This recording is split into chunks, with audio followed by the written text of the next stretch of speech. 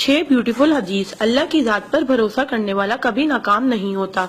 किसी का राज तलाश मत करो, अगर मालूम हो जाए तो फैलाओ नहीं।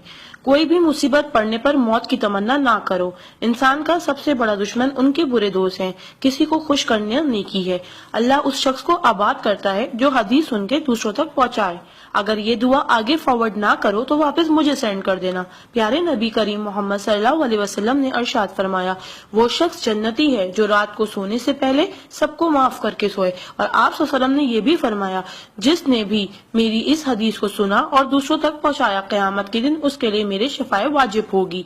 बुराई को खुद में और अच्छाई को दूसरों में तलाश करो, यही आपकी सबसे बड़ी अच्छाई है।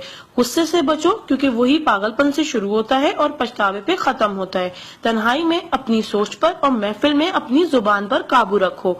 अल्लाह का जिक्र अपने हाथ की उंगलियों में किया करो, क्योंकि जब आप अपनी कब्र के अंधेरे में रहोगे तो ये उंगलियां रोशनी का काम करेंगी।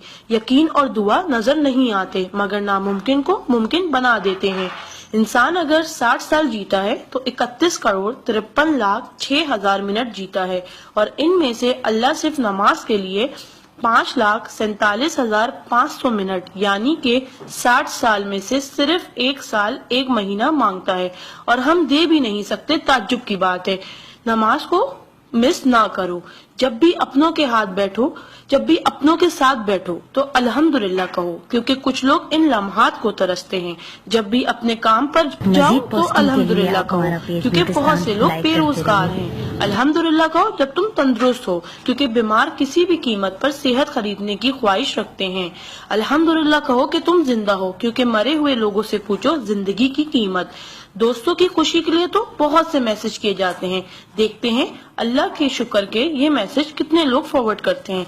इस्लाम is a school, deen is a class, duniya is a campus, we are the student, Quran is syllabus, Ramzan is test, namaz is practical, Muhammad सल्लल्लाहु अलैहि वसल्लम is a teacher, Allah is examiner and qayamat is the date of result. So try to get the first position in this result. Please do not stop forward to all Muslim. Allah की कुदरत को देखो।